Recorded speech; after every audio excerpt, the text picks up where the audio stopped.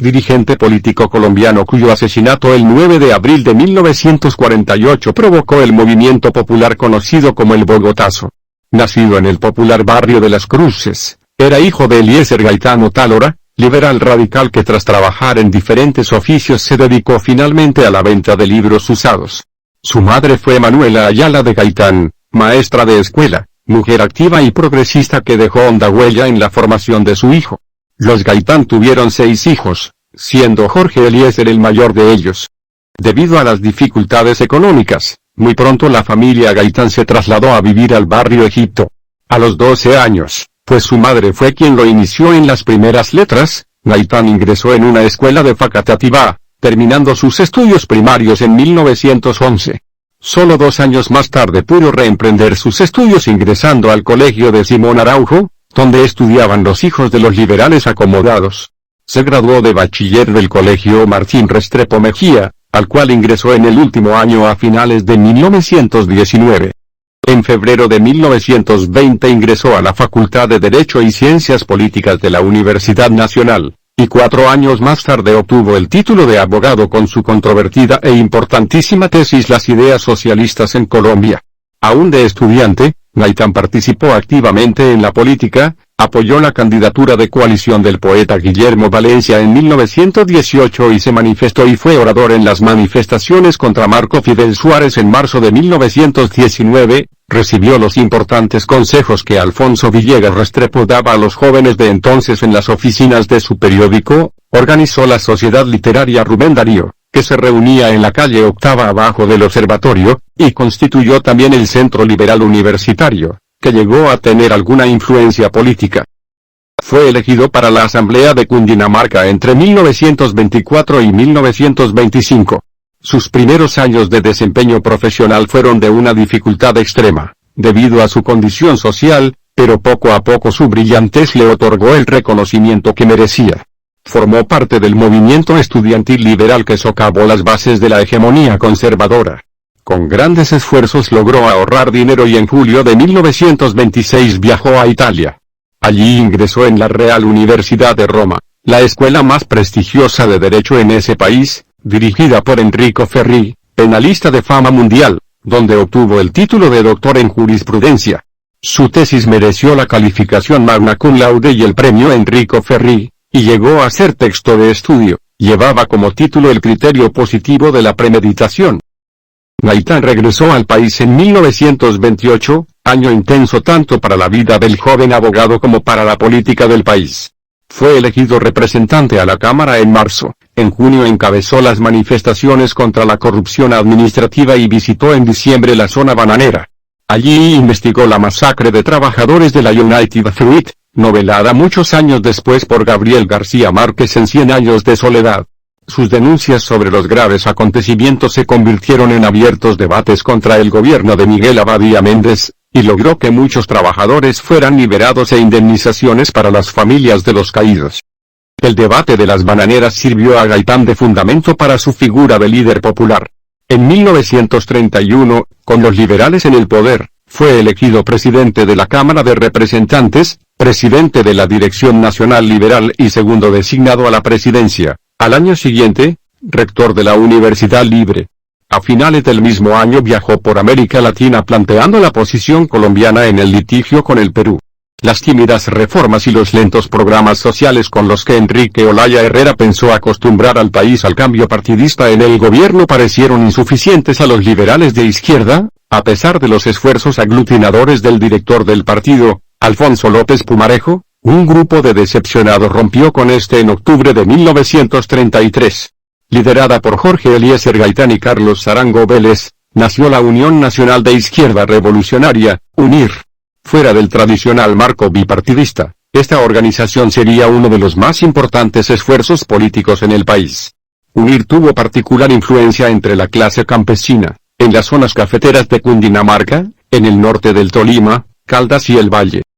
En la primera etapa de agitación, la Guardia de Cundinamarca disolvió a balazos una manifestación de campesinos unidistas presidida por Gaitán en Fusagasugá el 4 de febrero de 1934, dejando un saldo de varios campesinos asesinados. Otra masacre tuvo lugar el 14 de agosto de 1934 en la Hacienda Tolima, en la jurisdicción de Ibagué, en cuyos trabajadores influía la UNIR. El motivo tuvo que ver con la negativa de los colonos a aceptar los avalúos de las mejoras en los términos arbitrarios en que los realizaba la Hacienda. El partido de Jorge Eliezer Gaitán estimulaba el principio de la militancia individual y de carnetización de sus miembros. Al comienzo se insistió en la necesidad de una rígida disciplina, que incluía prácticas gimnásticas como rudimento de preparación militar. Los organismos no eran propiamente deliberantes y las orientaciones políticas generales del partido eran responsabilidad del caudillo.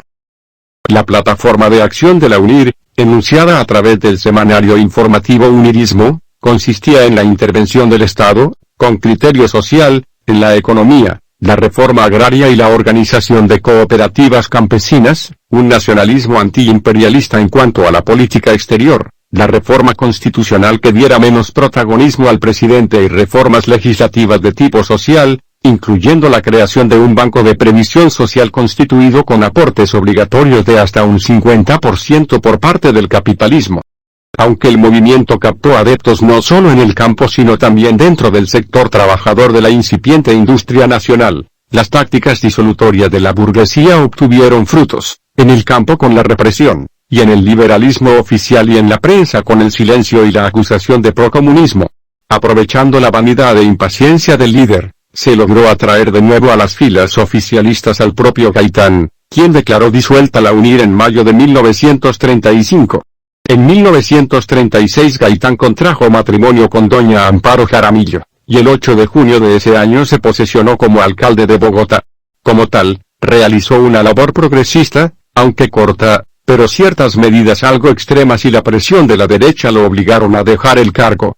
En febrero de 1937 falleció doña Manuela Ayala. La pérdida de su madre y maestra fue un duro golpe, solo mitigado por el nacimiento, 7 meses más tarde, de su única hija, Gloria.